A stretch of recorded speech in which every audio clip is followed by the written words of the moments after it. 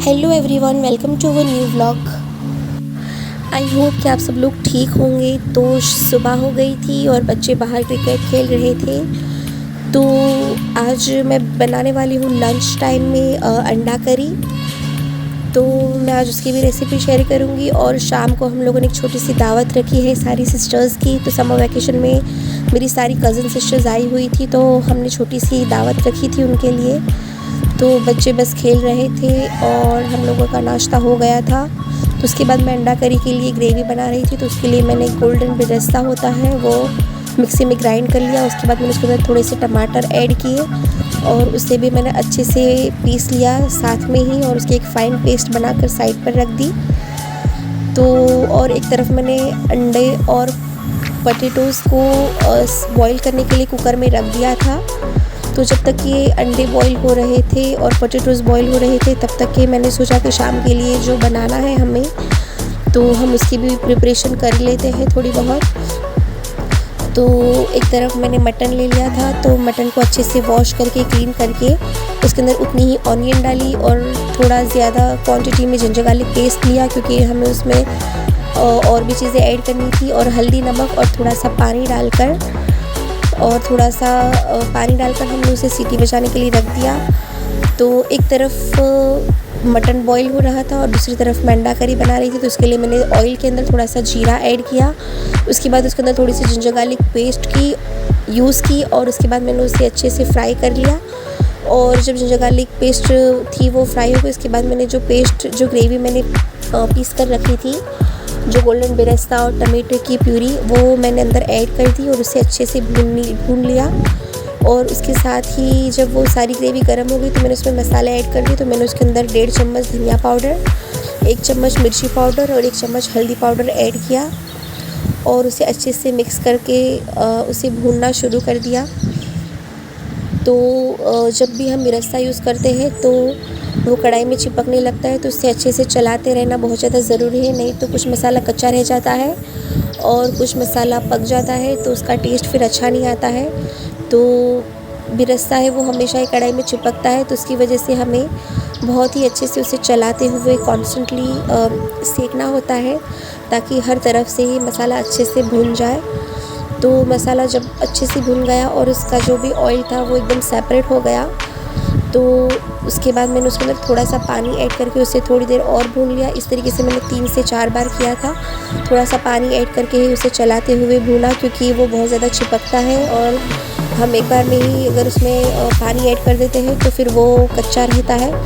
तो फिर मैंने उसके अंदर थोड़ा ज़्यादा पानी लिया और फिर जब अच्छे से बॉईल आ गया पानी के अंदर, उसके बाद मैंने उसके अंदर सॉल्ट ऐड किया टेस्ट के अकॉर्डिंग।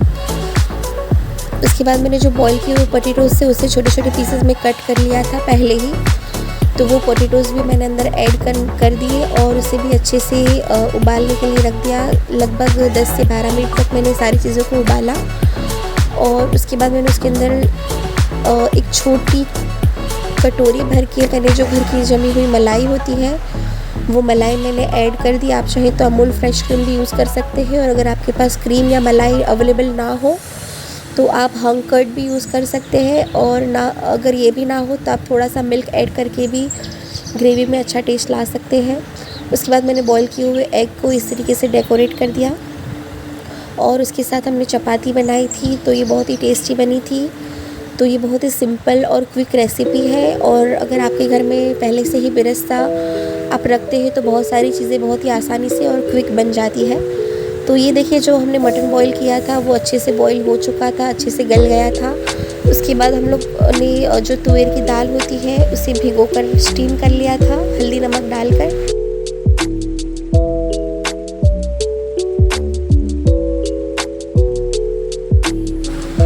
तो उबले हुए जो भी बॉईल किया हुआ मटन था वो, और जो भी हमने दाल थी, वो दोनों को एक ही पतीले में ट्रांसफ़र कर लिया। और दाल को मैंने मिक्सी में पहले ब्लेंड कर लिया था, इससे उसकी कंसिस्टेंसी बहुत ही अच्छी हो जाती है।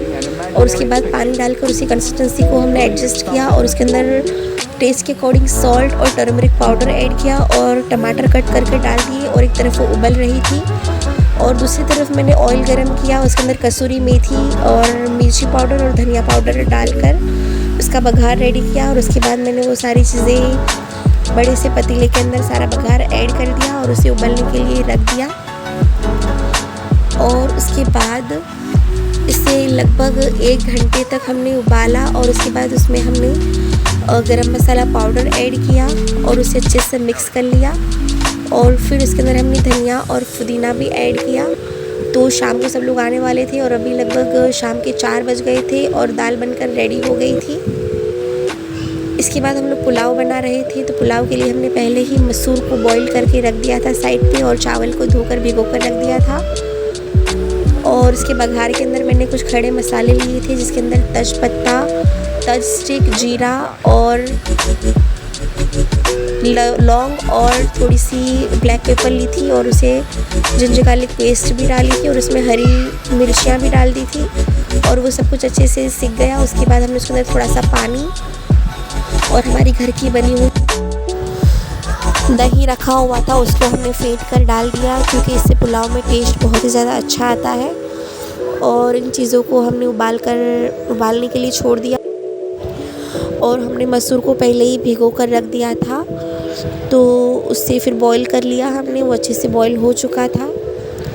और जिस तरह ये पानी जो पुलाव का जो हमने बघार रेडी करके रखा हुआ था उसका पानी उबलने आया, तब हमने उसके अंदर पुदीने के पत्ते भी डाल दिए और राइस धीरे धीरे हमने ऐड कर दिए और राइस उबल गए। उसके बाद उसके अंदर थोड़ा सा पानी कम हो गया। उसके बाद हमने जो बॉईल किए हुए मसूर थे वो भी अंदर मिक्स करके उसे आधे पौने घंटे के लिए हमने उसे दम पे रख दिया था ताकि अच्छे से चावल फूल कर बन जाए। फिर हमने छोटे छोटे बर्तन के अंदर सारी चीज़ों को गर्म करके सबको सर्व किया। तो ये बहुत ही टेस्टी बना था और साथ में हमने सेवियों का हलवा भी बनाया था, तो वो भी बहुत ज़्यादा अच्छा लगा सब लोगों को। सैलेड बनाया था और सब लोगों ने खाया। उसके बाद हम लोग टेरेस पर थोड़ी मस्ती करने के लिए गए थे। हमने वहाँ पर कुछ इंस्टा की रील्स बनाई सारी सिस्टर्स ने मिलके और हमने बहुत ज़्यादा एंजॉय किया। तो ये जो दाल कुछ बनाया है ये बहुत ही सिंपल रेसिपी है। हम लोग हमेशा इस तरीके से नहीं बनाते हैं, हम लोग हर बार अलग अलग तरीके से बनाते हैं। तो दूसरी जो भी रेसिपीज़ है वो भी मैं आपको ज़रूर शेयर करूँगी एक बार। तो ये देखिए मैंने इस तरीके से इसे डेकोरेट किया था और सारी जो प्लेट्स हैं मैंने इस तरीके से बनाई थी और इस तरीके से हमने उसे खाया, तो सब लोगों को बहुत ज़्यादा अच्छा लगा था। तो ये दाल पुलाव हमारे घर में बहुत ज़्यादा अच्छा लगता है, बच्चों को भी और बड़ों को भी। तो हफ्ते में 2 बार नॉर्मली हमारे घर में ये चीज़ें बनती ही है। तो आपको ये वीडियो पसंद आया हो तो please like share subscribe and thank you for watching.